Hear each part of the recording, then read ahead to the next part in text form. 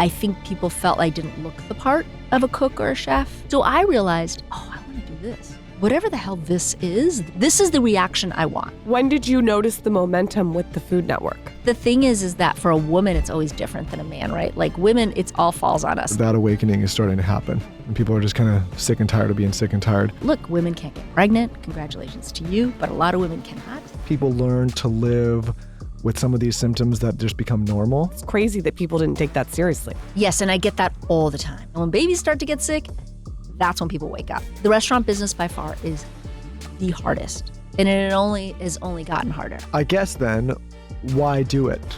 Good question. With everything else going on. Because I ask myself that every day. I did this post earlier, and sometimes I post things that I guess are considered controversial, but for me, not so much. And I was saying when I go to places in Europe and I eat pasta and gelato and all these things, I'm fine and I don't feel guilty and I don't feel like I have to work out a million times, to work it off. And I was saying here in the US, like I have to be really careful. And I wonder, with your background doing what you do, how people can figure out, what is healthy and clean and what is not, because it feels like a real exercise for a normal person like myself to try to figure it out. Yes, and I get that all the time. Why is it that when I go to Italy, I eat all the pasta, all the pizza, all the bread, and I don't gain weight? And a lot of times I lose weight. How is this possible? And then I come home and things are a little different. And yes, things are different. And it's a multitude of reasons. I would say that when you are on vacation, your mind thinks differently. Okay, that's number one. I think number two, you move more. You're walking around more. We live in Los Angeles. We spend most of our time in cars. Let's be honest. We don't walk really very far at all. Even if we could, we still don't. It's a mentality. So movement is another. And lastly, and probably most importantly, it's the quality of the ingredients, right? In Italy, we don't mass produce food the way that we do here. Our crops aren't genetically modified like they are here. So there's a lot of differentiators. There's a lot of family-run businesses that have been running it on their land for X amount of years that are not have not sold to big conglomerates, right? So they're still doing it the old way, in quotations. And I think that has a lot to do with the quality of the food. In this country, sadly, for many reasons, our food a lot of it is poisoned in a way, to be direct and clear.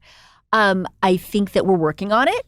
I think that it was done for good reasons, not bad reasons. We were trying to feed a population feed everybody equally. And to do that, you had to make a couple sacrifices, right?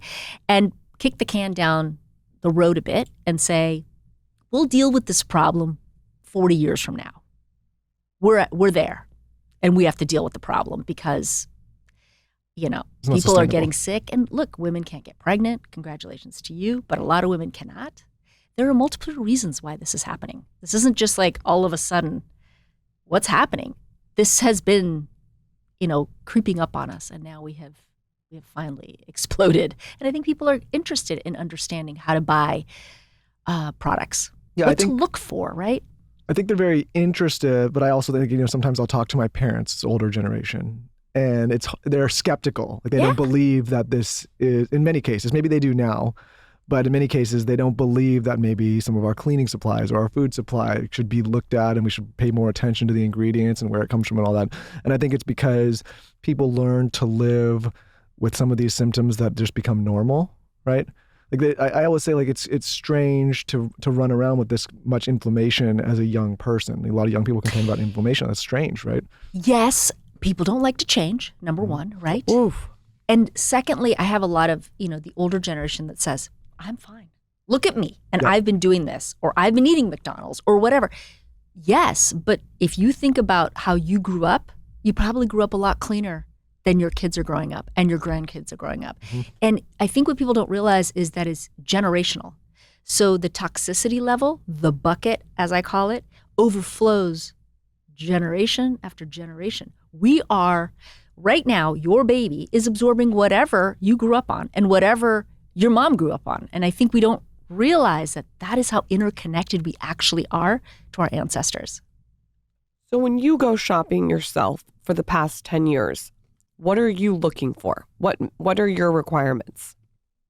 Well, I grew up eating a little differently because I immigrated here from Italy when I was 7, and my parents brought a lot of ingredients over, and we're always importing stuff. Lucky. Yeah. So pastas and tomatoes and olive oils, all of these foods, they would bring them in because they weren't, I grew up in the 70s and I moved here in 1975.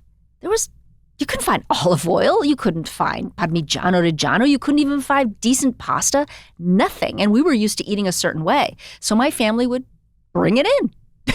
Family members would go and literally fill their suitcases and bring it in for everybody. And that is how I ate. So I didn't eat fast food. I didn't grow up on TV dinners. That's what most of my friends grew up on. And I think that over time, I started to realize that some of the treats that all my friends had that I really liked, like I was a huge lover of Oreo cookies, Milano cookies, lemonade, all the things that I didn't get because that just wasn't part of who we are and our culture.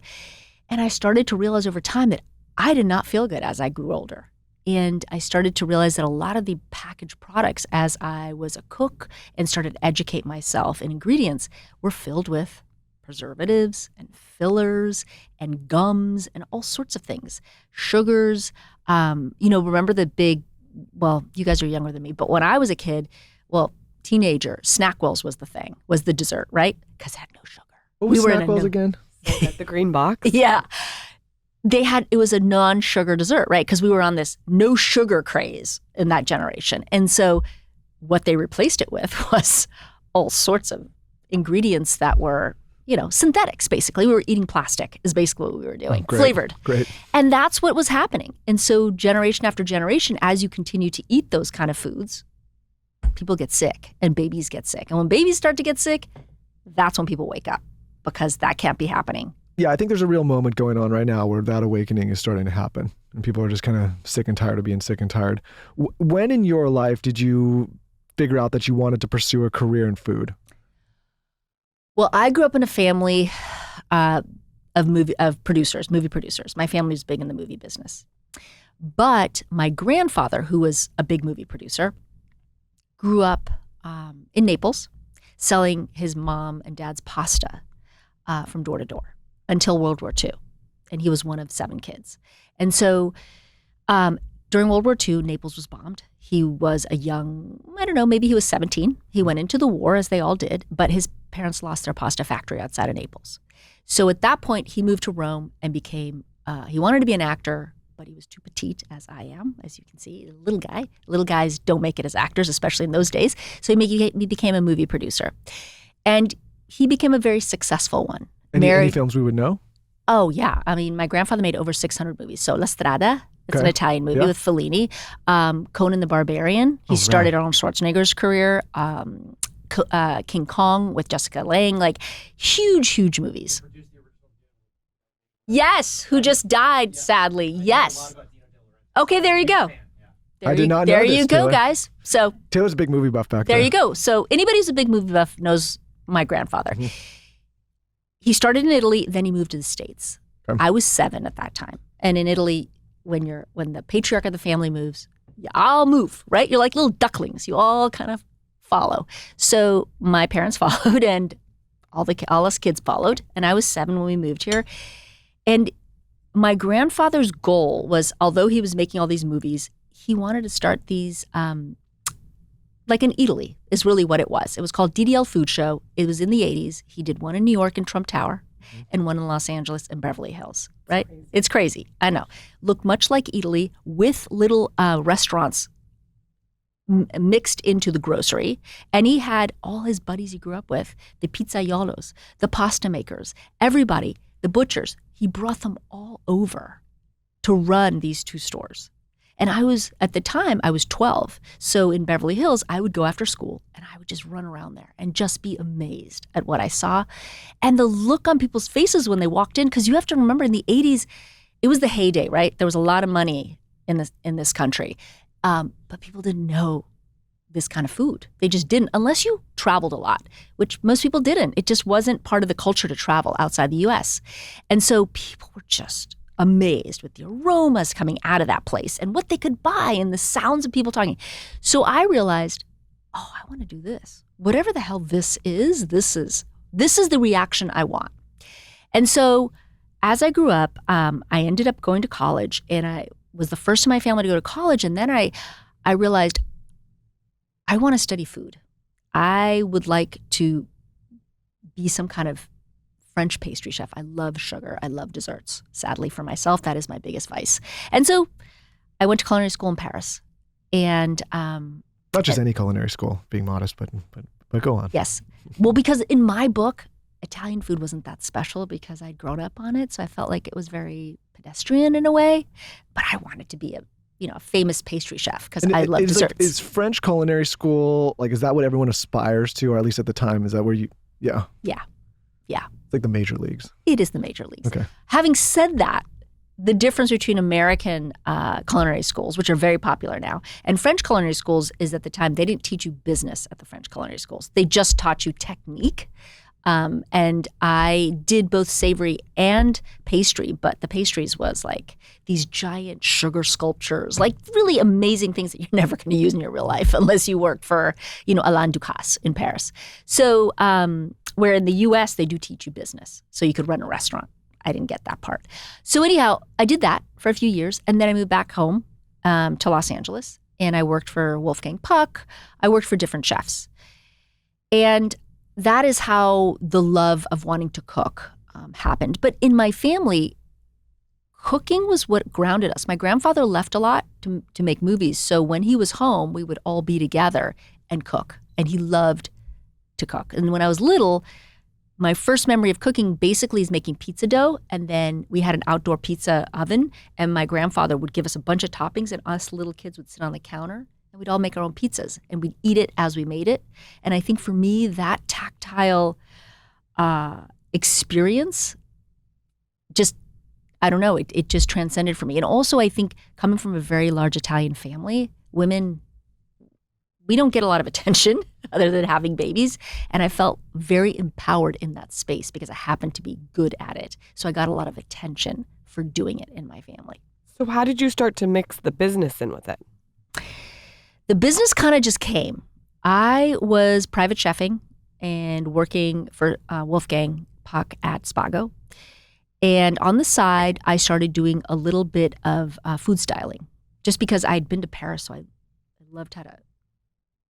I just loved creating art, right? And I wasn't really doing that in the restaurant business or private chefing because you're making fried chicken every day.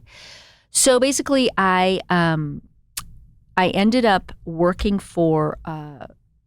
on a magazine, Food and Wine magazine, and having some food styling friends. And I ended up doing an issue of Food and Wine magazine right after 9/11. 9/11 changed the food game for everybody. Basically, when 9/11 happened, people started to realize, okay, they got scared of going out. Is basically what happened. Okay. So people wanted to stay home and cook. And that's how Food Network exploded. And I did that issue, and I got a call from Food Network to put myself on tape because they loved the recipes in this issue. But they wanted to see whether or not I had any personality. And you'd never done television before this? No. Okay. No, and my family's in the movie business. And also because my family's in the movie business, at that time, TV isn't what it is today. At the time, TV was seen as... Not so great, yeah. Correct. Yeah. Especially cable TV. Really? Yes. Yeah, It's kind of like think of podcasting at the very beginning or social media at the very beginning stages, right? People are like, what the hell is that? Yeah. That's lame. We're not going to do that. That's below us. Now, podcasting, social media, it runs everything. I remember my mom watching you, me being little, watching you on TV, being like, wow. I probably was about So we had to 15. be... Yeah. Yeah, probably. I mean, I've been doing it for over 25 years. So This yeah. had to be around like 2001, 2002? Yeah, very beginning of my career. The reason everybody remembers where they were during 9/11. And I remember we were freshmen in high school, and I was walking on the campus because we're in California, so the time was different. And then that was everyone, everything shut down. But that's how it's like one of those things where No, I remember watching her on TV. No, but I'm saying the reason I can recall the date is because it was how old we were. Yeah. Yeah, I remember watching you and thinking, wow, so that's crazy that people didn't take that seriously. Yeah, But, it takes time. It takes time. Yeah. So I think, back in 2001 is really when it started to explode. Okay. And that is one of the reasons that it shifted. Like all these big things that happen to us, like COVID, they shift the mentality of how people think and work. I mean, podcasting, I think, really blew up because of COVID. Yeah, we've been doing this a long time. You're right. I Yeah, never thought but about if you that. think about what She's happened right. there, people got locked in and they were like, oh, I found you guys because I didn't have anything else to do. Yeah, and now I love you and I'm going to follow you and listen to you forever. It killed the community. It's funny because I do this show, but then we run this business, and in the early days prior to COVID, you'd have to get on with people and explain to them why they would listen to a podcast, why they would invest, why they would guess. You'd have to really kind of argue for the medium. And now those days, especially after the election, people, regardless of how people feel about it, these are mainstream channels now. But COVID in particular, people lost the commute and they're all at home. And unlike other mediums, you could just sit in your house with a microphone. Correct. And so a lot of people came in. And yeah, I hate to say it was good because that was such a bad time, but it was beneficial to the medium. But there's always great things that come out of these Agreed. horrible moments in life. And it's about harnessing those, right? When did you notice the momentum with the Food Network? After my first season, I did 18 episodes that were terrible. I must have lost, and I'm already little. I must have lost 10 pounds. I was so but you also big have toe. Where did you lose 8? Well, the thing is that oh my gosh. I was super shy. And so this medium was really hard for me because unlike this where you can just talk and not worry, that one, there were people firing questions at me all the time. Why are you shooting that way? Open up. No, don't close. Don't chop like that. I have to see no, use your other hand. I'm like, how the hell am I supposed to get through a recipe, teach it to you, make it taste good, have fun while you're yelling at me to open up, hold the knife with your left hand? I don't know. I can't. I don't use my left hand to chop. This doesn't work. So there was a lot of stress associated with this process that took me a long time. And I wasn't an extrovert. So to me, this was terrible. I hated it. That's a lot of people Stress. looking for I feel trying to solidify their job.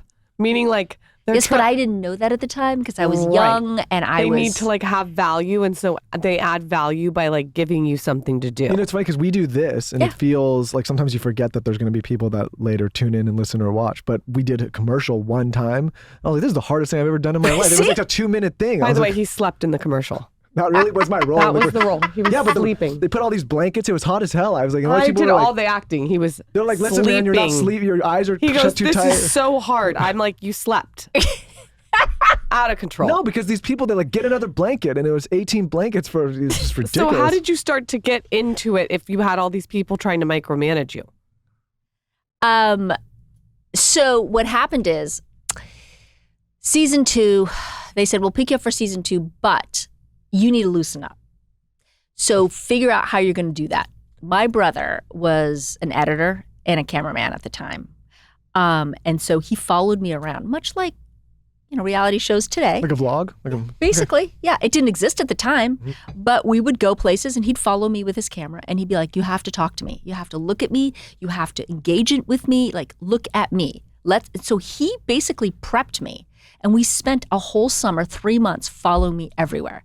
The grocery store, the cleaner, anybody that would let us film. But remember, it's a camera because at the time, our phones were not what they are today, right? So you couldn't use those. So some giant, the big giant. It wasn't giant, but it was not a phone. Let's just leave it at that. So anyway, and he had to mic me. It's all fine. Anyhow, 3 months of that with him on me every day. And I loosened up and I started to realize, okay, I can do this. I can talk to you. I can feel comfortable. Because, there's a lot of, you feel uncomfortable. Do I have food in my teeth? Am I smiling weird? You forget, So anyway, that's really, he helped me a ton. So that was really the turning point. And at that period of time, what was the business that you could build around that medium? Because now there's so many different ways. I mean, you've got books and restaurants and there's all these At the time, it was the Wild West, so nobody knew what the business was around it, right? So I started with a show, which is different than most people in my business because most chefs start with restaurants. And then from restaurants, they go to books. And then from books, they go to shows. And that's how I started with a show first. Okay. So from there, I went to books. And then from books, I went to restaurants. And from restaurants, I went into everything else, any other possible thing. I think Pots the and way you pans did and- it is so smart, though, because you sort of content marketed into it, Yes, but not knowing. not knowing. Yes. So when did you know, though, that when did you start to have a nose that, oh my God, there's a business here? After my first cookbook, and I think they printed 20,000 books, and I sold 150,000 books before the book dropped. Wow. That's when and I did not have books on book tour for the first 6 weeks. And they had to take them from China and produce them in the US because we could not get them fast enough. Did you even have social media then? No. Wow. So that is when I realized, oh shit, Yeah. something is happening here that I couldn't have imagined. It was crazy Were to think people about. recognizing you? Oh yeah, everywhere. Everywhere you went? Everywhere. Everywhere you could possibly. Because they felt like you were in their home. Correct. And so unlike actors where they're not sure how you're going to be because they've only seen you act in shows or movies, you're pretending to be somebody else. With me, they felt like they knew who I was. I was in their home and they knew my family, everything around me. And especially when I had my daughter on top of that, then they really felt comfortable. So they would come and wait for me outside the toilet in like an airport, like everywhere. Well, Everywhere. sure, that was exciting for you. It's really fun, let me tell you. So anyhow, yes. Yeah, and that's when I started to realize I was on a treadmill and I was like, oh my God, am I going to get off? Like, how is this going to work? And I think me being from the family that I'm from, I've seen a lot of actors come and go because my family is behind the scenes, right? So I watched all of that and I thought, okay, this is a limited time only kind of thing, right? The window is short. So I just was like, okay, let's do this. Let's see what comes out of it without ever having any plan. I didn't have a plan. How did you know how to build the team around you? That took some time. Yeah. And still to this day, I have a much smaller team than people think. I don't have a giant entourage of What's people. your team? My immediate team is probably 5 people, and then the restaurants are bigger, but they're not my immediate team. And then I have a lifestyle platform, Giadzy, and that is a bigger team, again, that is managed. But my internal team is small. It's small. So how did you learn how to conceptualize that? I never wanted an entourage. I don't like entourages. I also don't like to have to ask 10 different people who's handling what. I want people to manage. I want just a few people that I have to manage. I don't want to, I've never been good at that kind of thing. I think that for me, I like a core team and I like, believe it or not, I have a lot of women. I have a lot of young women around me. That's really the team that I have. I have a couple of guys as well to help me with my restaurants because I feel like I need some men around me. And Nice to keep 1 or 2 of us around. I do, and I have a couple. And my agent's a man, and my lawyer's a man, so I do have them. But my immediate core team are all young ladies. And how are you doing all of this with children? Because I sometimes get overwhelmed doing what I do with my 2 kids. It's not easy. Is this your 3rd kid? Yeah. Wow. Yeah. Okay.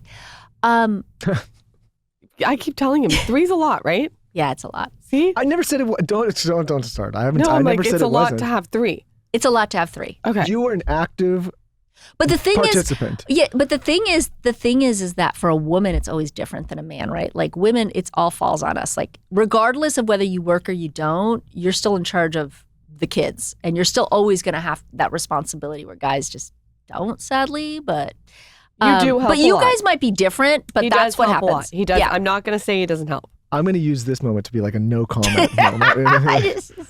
Listen, I think it's beautiful. I think when other things go away, that will be your biggest joy in life. But it isn't without its hardships. I guess that's what it is. So for me, it was learning that I could not do all of it. So as much as I wanted to take care of my daughter and I wanted to be the primary person to do all of it, I just couldn't. I did drag her to a lot of places. She traveled starting at like 5 months. And that's good for her. Yeah, and she's a great traveler now. I'm sure. But I had to realize when I cannot be there, I have to find the right people who love her as much as I love her to take care of her. And I have to be okay that she might run to them from time to time. Yeah, I mean, doing what That we was hard. do. Oh yeah. That was heartbreaking. There were moments where I was like, The reason we're a little late today is we were walking out the door and our son was crying and screaming. how old is your son? He's 2.5. Oh, Our he's daughter's little. 5. Yeah. Girls tend to be a little better at that. They don't want you to go to work. Yeah.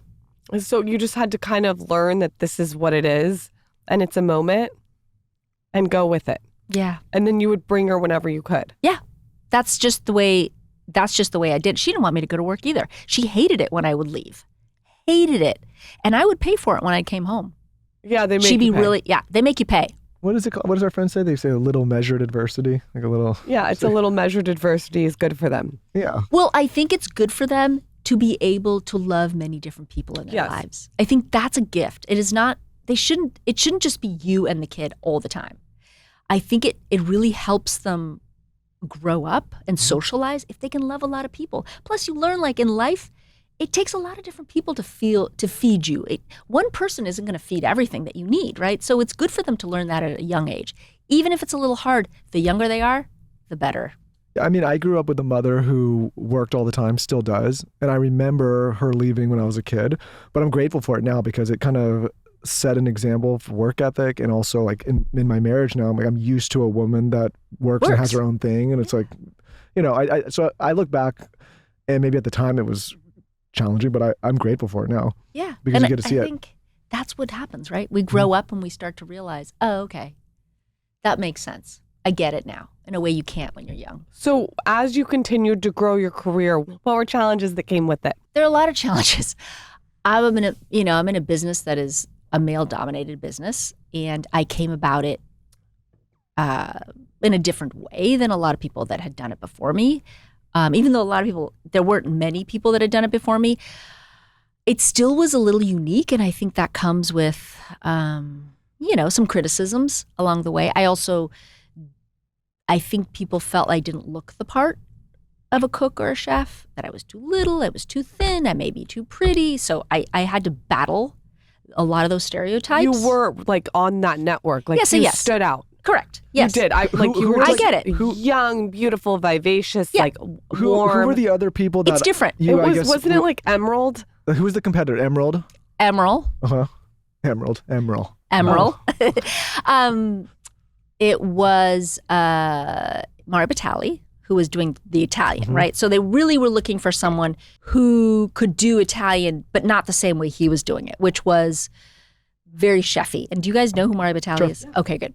And I think with Emerald, he wore a chef's hat, and they were all wearing chef's outfits, right? Like they were very professional. And Food Network had a lot of women watching, housewives who couldn't relate to these guys or felt intimidated by the way that they were teaching, right? And so they were looking for people like myself, like Rachel Ray, eventually Ina Garten, the three of us, that could really speak to a different group of people that these male chefs could not speak to. But the top three were probably Emerald, they were Mari Batali, and Bobby Flay. They were sort of those are the three pinnacles of what was happening on the network at the time. No, Martha Stewart. She wasn't on there? Martha Stewart was separate. She was not on Food Network, no. Okay. She wasn't really considered a chef, Correct. right? She was more of a homemaker. She was more of she did a lot of gardening. She did a lot of catering, but she wasn't known as a chef per se. So if you were like the new girl on the show and like everyone was like, They were skeptical. right, At what best. did you do? What did I do? Yeah, how did you handle it? I tried to make friends with everybody.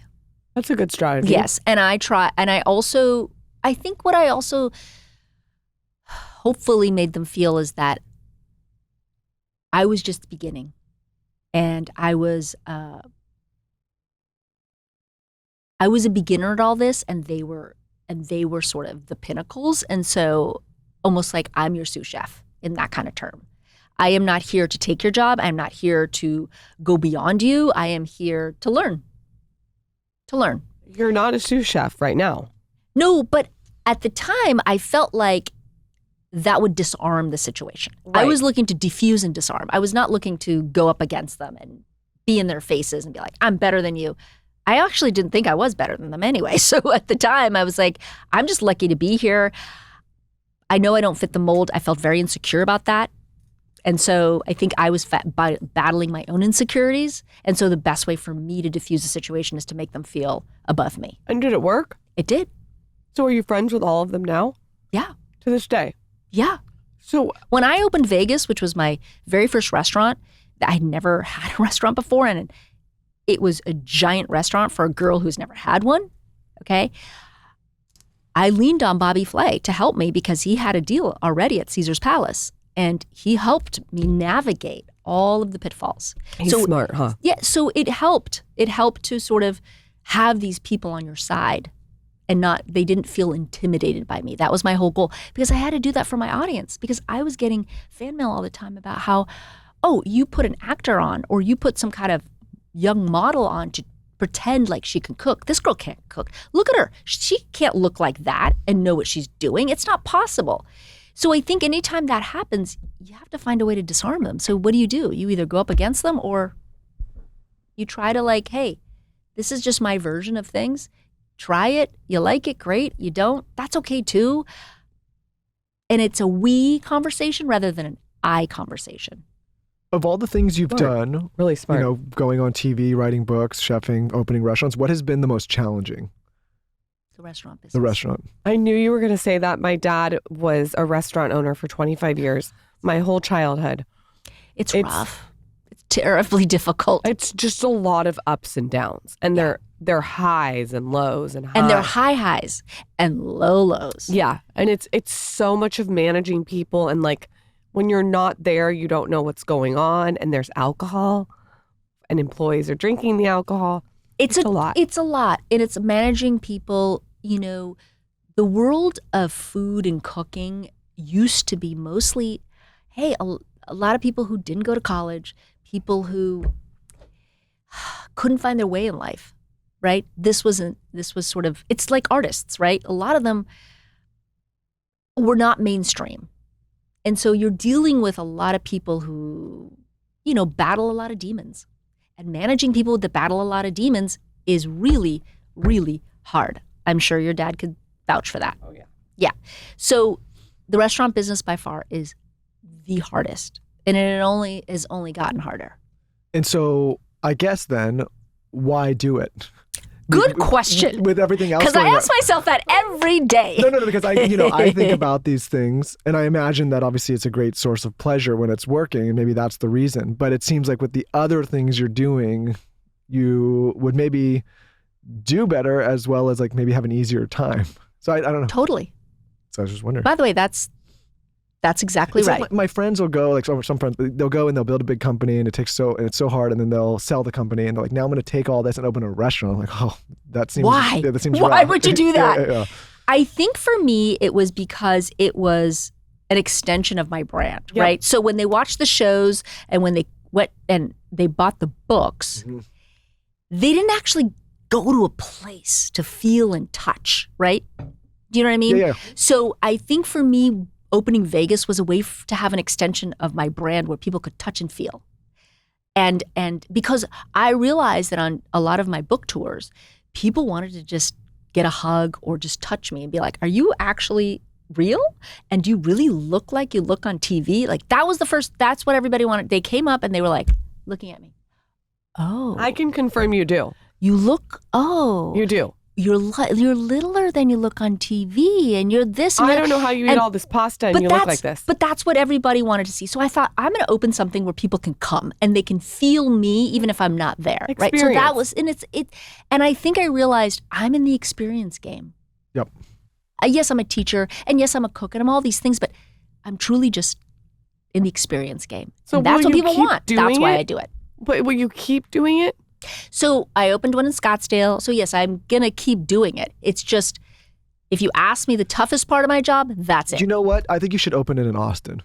We need some more Italian there because that's where we live. Wait, you don't live here? No. We live in we Austin. opened this office, but now so about half the company's over there, and we live there now. But where do you live? In Austin. Oh, you guys live in Austin, Texas? Yeah. Not here. No. So you just fly here, do some podcasts? Well, we grew up here, and we opened this here, and then we come here regularly. But we come here for work. Well, why not just do it there? We do it there too. We do it there. Oh. Well, You should. why didn't she make the trip? He's actually not wrong about that.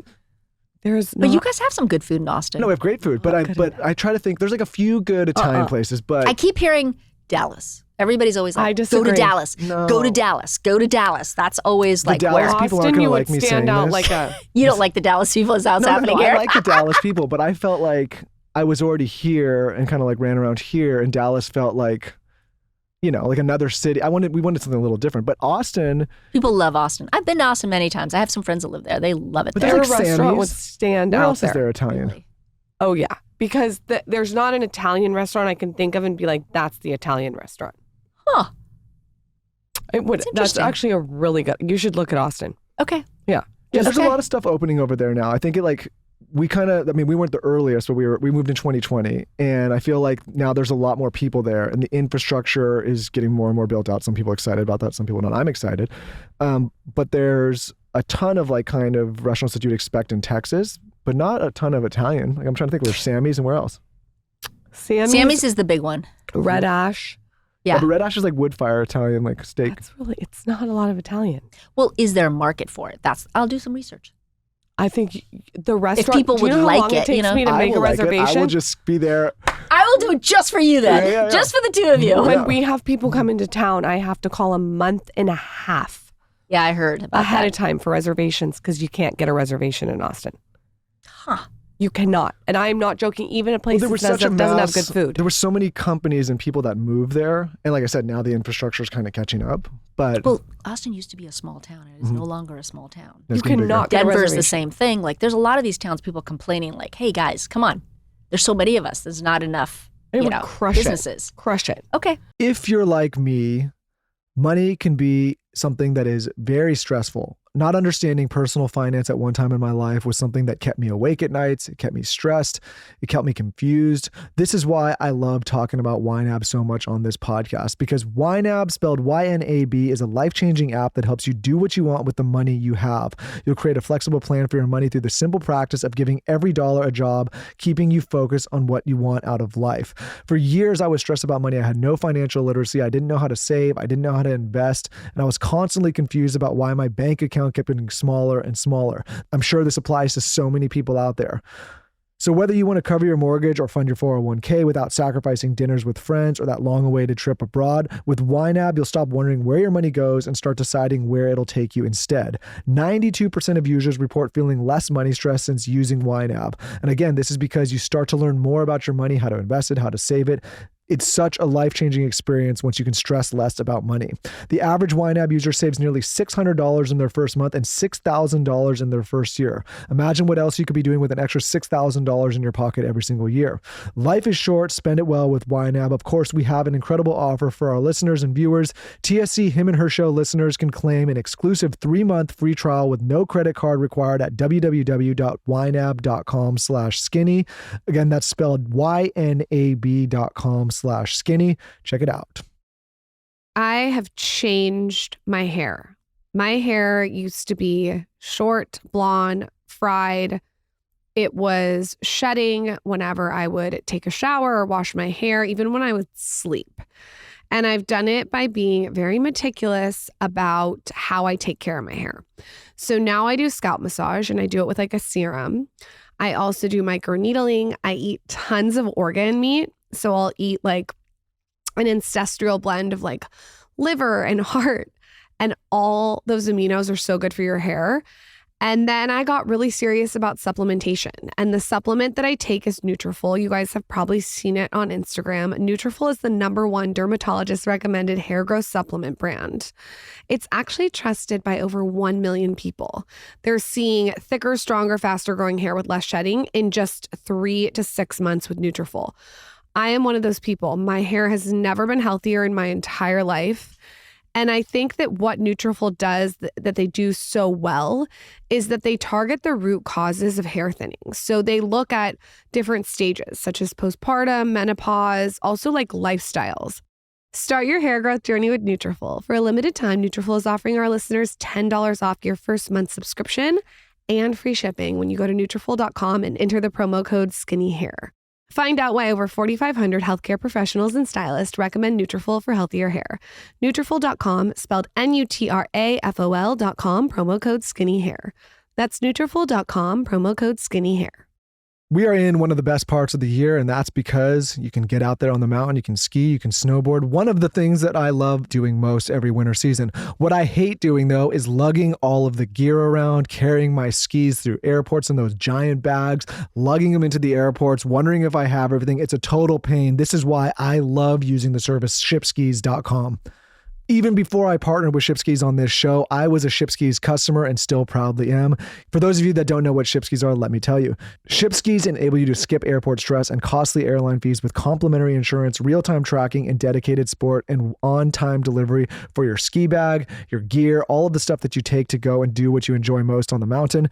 And all you have to do is just schedule a shipment, attach a label, and ShipSkis handles the rest, delivering your gear directly to your destination.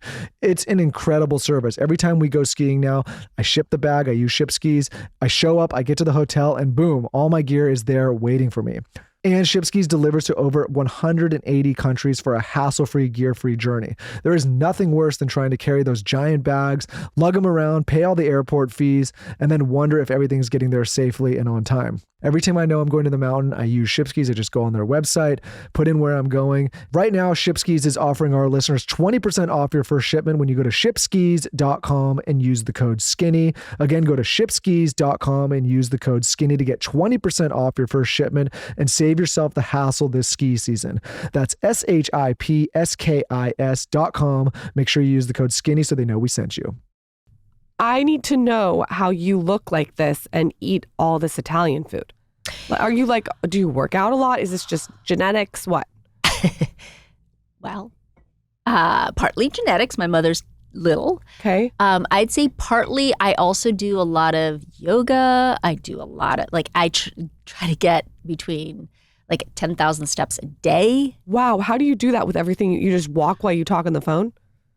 Sometimes. Okay. Take Zooms on the treadmill or whatever. Yeah. Yep. I walk my dogs a lot, not right now, but usually. Okay. And I think, movement is a big part of what I need to keep going. I also, I eat 4 small meals a day. I don't eat giant meals. I wouldn't have the energy to do what I do if I ate big meals all the time. So I eat small, 4 to 5 sometimes, small meals all day. And it seems based on your book that you're specific about what you're eating with the ingredients. Yeah. So, I grew up on pasta, clearly. And so for me with this book, the biggest chapter is the pasta chapter. Yeah. The idea, though, being that we infuse nutrient-dense ingredients in these foods that we love. And you'll see some of the recipes in my book, in the pasta chapter, don't use a whole pound of pasta. They use half a pound of pasta. And then there's greens, there's protein, there's all other things that are nutrient dense that enhance the flavor of it, but you still get your pasta. Oh. And so it's just being smarter about how you're eating and what you're eating. And what kind of pasta are you eating? Are you eating a pasta that's high in protein? Are you eating a pasta that is that uses clean ingredients? You know what I mean? Where does it come from? Is it extruded by a bronze dye, or is it cut by bronze dyes? Is it is it slow dried? Because those are the things that matter in the type of pasta that you're eating. On a reverse question, sorry. No, the audience is not going to like if I don't ask this question. Well, I know you're going to ask the brands. Yeah, I know you're going to ask the brands. Because they're going to want to know which brands to go buy. I think more than brands to go by, look at the ingredient list and look at the pasta. Does it say slow dried on it? Does it say bronze cut? What should it not say? Yeah, what do you want it to say? Is it super yellow? Is it super smooth with no ridges? These are the things you got to look for. Is that good or bad if there's ridges? The ridges are good. Okay. You want a porous. You want a pasta that has like a texture to it, not a smooth pasta. So if you think about the Teflon pans that we use, things slide off of it, right? Those are the type of extruders that when you're mass producing pasta, that's what they're using. What does that do? It puts a lot of heat on the semolina flour and it dries it really fast so they can make lots of pasta and sell tons of it, right? When you do that, it changes the chemical reaction of the actual wheat, of the semolina, durum wheat that they're using. So it spikes your glucose when you're eating it, right? So you want a pasta that has texture. Look for something that has texture, ridges. You want to look for something that is a darker color. I mean, a lighter color, not a darker color. A lighter color. Yes, and not smooth. Not a smooth You don't pasta. have any brand that you like? I hate to say brands because then like I'm going to get killed in the marketplace, but I will tell you that Giadzy makes a pasta that we import. Yes, we do. But there are others that are good too that don't have a ton of fillers, that's what you have to look at. Your pasta has all the points that you like. Correct. That is why I started doing this. Pasta. But that's why I started doing this. I started doing it because I started to see that it was really hard for people to tell, and also because a lot of the products that you see aren't as good for you as you think. Well, I'm overwhelmed when you tell me all these different things. I know. But then, and that's why I keep asking for a brand.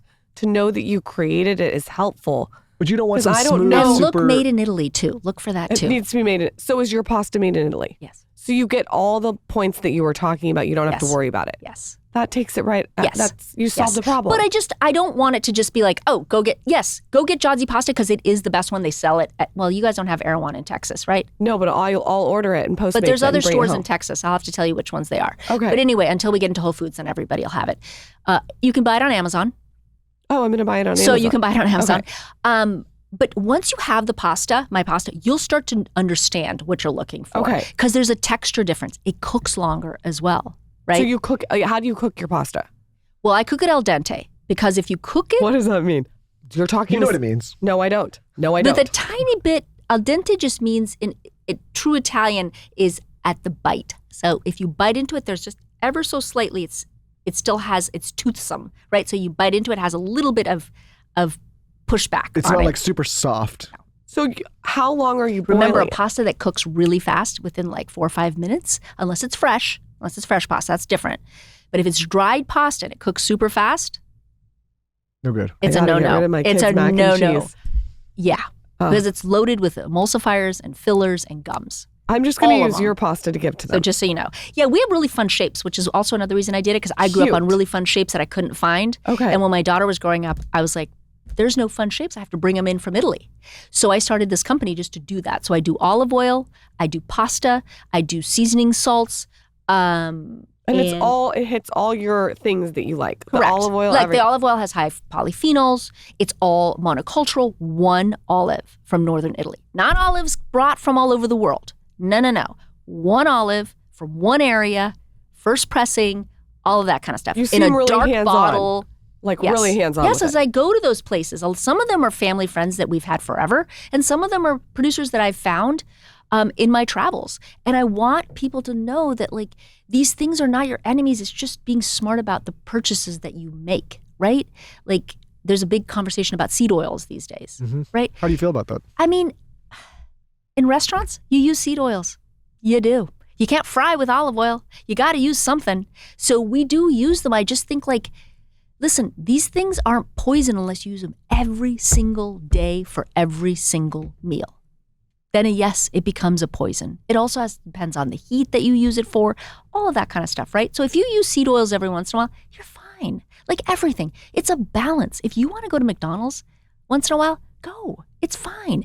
It's when you start doing these things day in and day out, every day, multiple times a day, that's when your bucket's going to be overflowing and your inflammation's going to go up and all these diseases happen. And for your children. When you cook your pasta, how do you cook it? What's your way? Is there a way to cook it? I boil the water, Okay, I can do that. bring it to a high boil. Okay. I add a ton of salt, a ton, What's What a kind ton? of salt? a fistful of salt. Wow. Okay. Yes. That's a lot more than Fistful. Yes, you want it to taste like the Mediterranean Sea. Pasta has no flavor otherwise. You know what happens otherwise? You finish cooking the pasta and you're dumping a lot of fat and a lot of sauce to try to season that thing. That is not what It you want to do. doesn't taste good, yep. No. Okay, You want to so season it in fistful. advance. Fistful. Go What's in there. the salt you're Boom, like using? Emerald. Go. Just Is throw it it. your salt? Kosher salt. But do you have a brand? Yes, Giadzy has its own Okay, salt, but I okay. wouldn't use that. That one's a finishing salt. Got it. To season stuff. Okay. For Just a pasta kosher water. salt. Just kosher. Okay. A big handful. Don't be afraid. Okay. It should taste like the Mediterranean Sea. It should taste salty. Okay. You throw the pasta in, okay? Just give it a good stir so it doesn't stick to the bottom. Didn't know that. Yes. Oof. And then I'm starving to death over here. Yeah, he's starving. 8, 9, 10 minutes, you're done. The Okay. box will say 11 to 12, but that's to really cook it. Okay. And it takes time because the pasta, because it's slow dried, it's going to absorb a lot of water when it cooks. Pastas that are dried quickly through like a Teflon cutter, like a plastic extruder, those cook really fast, right? Because they're dried really fast. So there's nothing left for it to suck. So then what do you put on it afterwards? Oh, then you can put anything you want. You can put veggies on it. You can put sauce on it. I make sometimes a really easy lemon spaghetti with just olive oil, lemon juice, lemon zest, parm. I mix that all That together doesn't and sound dump it that on hard. hot pasta. Okay. It's not. Okay. That's the thing. It's not. Like, it just depends. My kid, when Jade was a kid, which still to this day, butter and parm. That's it. That's or it. olive oil and parm. But because you If put the the salt. pasta has a lot of salt, it has a lot of flavor. Okay. You don't have to add a lot. But when you don't, then you got a I'm lot of basically fat. a chef after this episode. Well, Wow. there's so many few little People can Sure, it would be change. nice to get a home cooked meal once People in a can while. change. I'm basically, I Sure. didn't know you put salt in, Sure in would be the great. thing before you put pasta in. Tons. Trust. It will No, change I your do pasta trust. game. Okay. All right, we're gonna It'll try change it. your We're pasta. gonna- Your we're gonna kids practice. will love it. Okay. Kids just love it.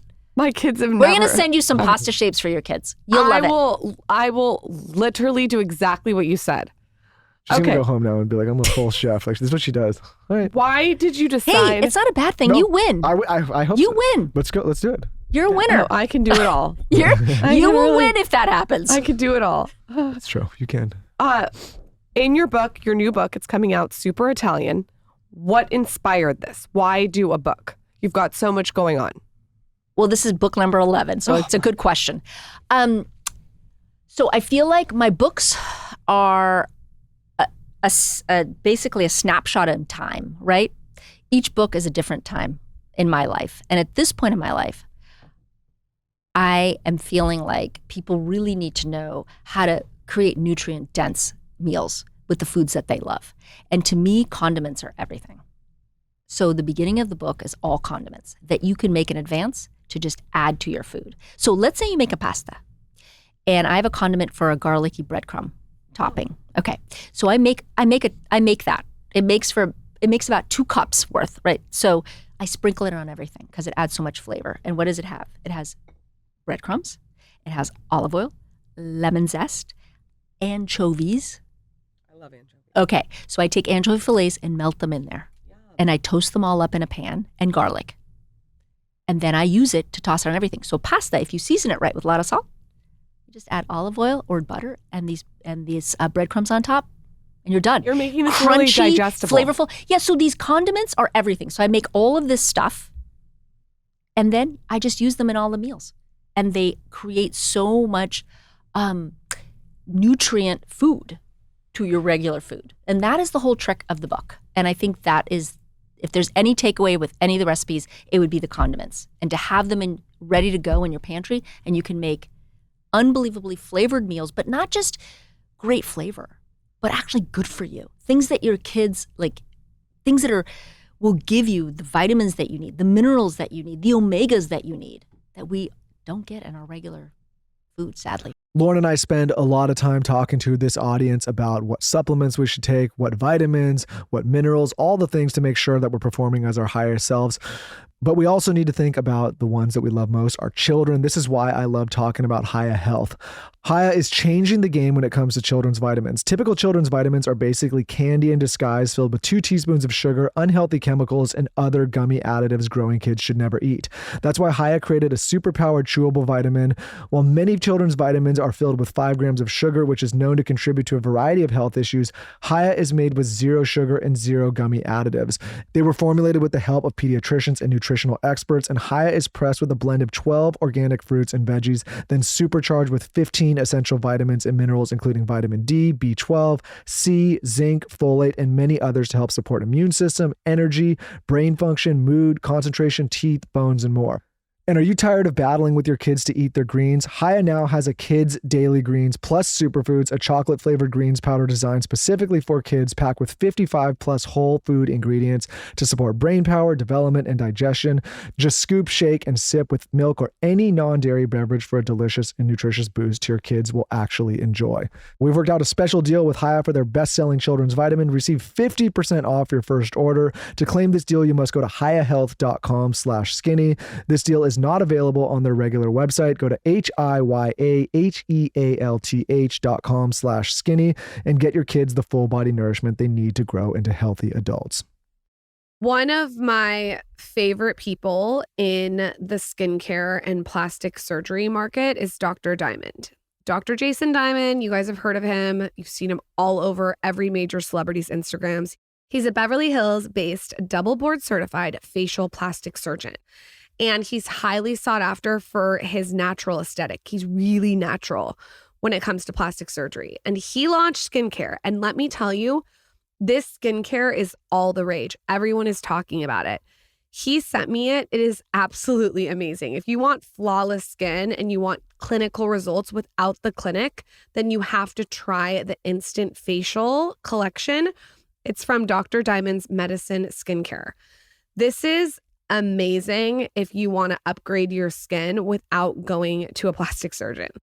You can also turn on your skin with Dr. Diamond's Micro Collagen Matrix. He sent me some of this too. It's like a creamy gel collagen treatment. It visibly lifts, firms, and defines skin. What I've noticed most with Dr. Diamond's products is it really helps with hyperpigmentation and like little brown spots. Visit drdiamondsmedicine.com to learn more about the Instant Facial Collection and use code SKINNY at checkout. You get a free sample of award-winning Instafacial Plasma with any purchase of $200 or more. That's drdiamondsmedicine.com. Use code SKINNY for a free sample of award-winning Instant Facial Plasma. Mouth tape. It's so fucking cute. You've never seen cuter. I definitely would say if you are not using mouth tape, you are missing out on so many benefits. It's absolutely changed my life. I cannot say enough good things about it. So what I've noticed is that it's made my jawline stronger because it supports your tongue posture all night. It's encouraged nasal breathing, which gives you a better sleep and more energy in the morning. And most importantly, it's trained me sort of where to put my tongue. I would never dare sleep without mouth tape. So subscription, I would recommend because we sell out all the time. We literally cannot keep this mouth tape in stock. If you want to chisel your jawline while you sleep and get a better sleep, go to shopskinnyconfidential.com, shopskinnyconfidential.com. How are you getting all this stuff done? You've got 11 books, everything you have. Well, that's going. over a long period of time. But still, So how do you I didn't get it just all do done? 11 books overnight. What's the day in the life? Like, are you up super early? Like, what's... Yes, I am What's up super super early? early. Yeah, what's your day? Well, 5:30 a.m. Oof. with the dogs because I have 4 animals. Okay. And I have a daughter to get off to school. And, you know, you make breakfast and you do all of that. And then I work out and then I start my day. What's your way of making But then I sleep breakfast for early. your daughter? Because my way Depends. might be different than your way. Your way is me. Yeah, no. Oh, you make breakfast? Yeah, I he make does. the breakfast. He does Oh, make that's breakfast amazing. all the time. Yeah, that's the only thing I Yeah. can do. Breakfast. I told you. Oh, yes, Breakfast, French toast. and so I can grill. Yeah, But now he's- I'm gonna make He makes pasta. eggs too. By the way, we have, in Italy, we eat pasta for breakfast because we put pasta with all Yum. the leftovers, or we take the leftover pasta, throw an egg in it, mix Sounds it good. together, and put it in a frying pan. So I do that for my daughter a lot. She loves dinner for breakfast. So you'll She's make not her a huge pasta. American breakfast person. She's more like, give me leftovers for dinner. So if it's pasta, I beat the egg, I throw it on a little bit of pasta, and I throw it in a skillet, and I get it nice and warm and crispy. She likes it crispy, so she eats it that way. That sounds actually pretty easy. It doesn't sound super... No, and you have your protein and your carbs and whatever else was in there, and that's it. You're good for the day till lunchtime. There's nothing. She's great. It sounds good. There's no sugar. That's I love the tough how part. your pasta Starting- too has all the checking points. Yeah. Easy. Yeah. Easy. So what are things that you avoid in your ingredients? Or is like all of it's on the table, you just make sure it's nutrient dense? I try not to use a lot of prepackaged foods. Okay. That's really what I try. Like I really try. Like I don't not buy them because I have a daughter who loves chips and loves popcorn and loves it. So I buy things, but I do it smartly and I don't buy a lot of it. And I try to really, even with her, teach her not to eat out of bags all the time. Because I think we've really gotten used to everything out of a bag all the time. Like we as a society need to stop with all the plastic, putting all our food in plastic all the time. Because we literally are going to turn it into plastic because that's what's happening. And I see that you guys have glass bottles of water, which is great. It's a great first start. Out of all of the chefs that you've worked with that are these famous chefs, who's the coolest? Oh, I'm gonna put you on the spot. Who's the your worst? favorite? No, who's your favorite? Well, I have a lot of favorites, though. They're all different. Okay, well, I'll ask you this. Who's the most talented and who's your favorite? Oh, gosh. That's even like a harder that's even question. harder. I know they're all talented, but like who do you just really, like who resonates for I you? talk to Bobby Flay probably the most. Okay. Yeah. I would say that in fact, we just had these fires in LA. You guys don't live here anymore, but we just had these terrible fires. Horrible. I was evacuated. I went to my family's for like one night and realized I can't do this. So he called me and he was like, hey, my house in LA, you can go stay there if you need to. A godsend. The man is a godsend because I have 4 animals and a kid and, you know, I love my family, but it can be hard to hang out with your family like that. Yeah. When, you know, you're not used to it. So anyhow, I talked to him the most. And then I would say Martha Stewart's pretty rad. Like I definitely would say to you, well, the way I treat our relationship is I am your sous chef forever. Doesn't matter what levels I ever get to in this life, I will always and forever be your sous chef. And that way, she's okay. I think that she appreciates that probably. Correct. Because she is the master. Yes. And she deserves it. She deserves it. That woman has worked her tail off I mean, in a way that is, you know, and has paved the way for women in many, many different businesses, Yeah. not just food, not just whatever, lifestyle. So her, I would say Ina Garten is lovely. I She's just a finished her book. sweetheart. She's a good one. sweetheart. And has been through a lot. Yeah. And you know, I think Rachel Ray is the hardest worker I have ever met. Wow. Truly. And comes from, you know, doesn't come from much and has really worked her tail off to get to where she is. And it's pretty spectacular. And then I would just say talent-wise, oh God, I mean, there's Jean-Georges, who I just love. What about Wolfgang? I like Wolfgang. He's tough, though. Yeah, I bet he's tough. I was going to say, when you were telling But me. I learned a lot from him in the sense of like, he would be in the kitchen and he would just stick his finger in every pot. Oh, And you would watch the people in the restaurant at Spago's just go, oh, did he just do that? He has to try it. And he would go around and say to people, when they would say to him, you stuck your bare finger in my food. He'd be like, yeah, and that's why it tastes so good. My spit is everything. And in my mind, I'm like, every time somebody would say to me on the network, whatever, you can't do that. You can't stick your fingers in the food. I'm like, why not? That's what gives it flavor, is my spit. So I learned a lot from Wolfgang of like, don't take people's shit. Just, you know, they You're also love your trying food. it. That is why. Yeah. Yeah. I get it. It's really fascinating. So I feel like you can pull little things from a lot of different people. Anyway. You've had a lot of amazing people around you and they've had you. So it's cool. The ecosystem that you guys have is amazing. What's next for you? What are you working on? What can we expect to see? restaurant in Austin. But A restaurant in Austin. Please. This book, Super Italian, that comes out March 4th. And then I have an Amazon show and potentially another one. Oh, with Evan Funke. Do you guys know who Evan Funke is? Who's that? Okay. He's a big LA chef. You'll know who he is. So it's in the back of your mind right now. In about a year from now, you'll be like, oh, Evan Funke. Would we know restaurants that he's done? There's Funke in Beverly Hills.